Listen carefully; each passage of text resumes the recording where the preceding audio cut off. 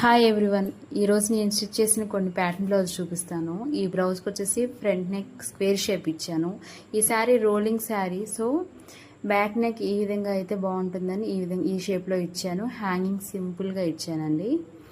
ఈ elbow hands ఈ బ్లౌజ్కి విత్ పైపింగ్.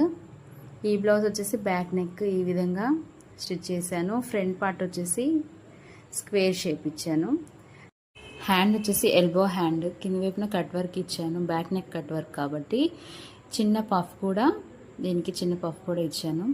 సో ఇప్పుడు బ్యాక్ నెక్ వచ్చేసి ఈ విధంగా డిజైన్ చేశాను. స్క్వేర్ షేపు, ఆర్మ్ వరకు కూడా కట్ వర్క్ అనేది వస్తుంది.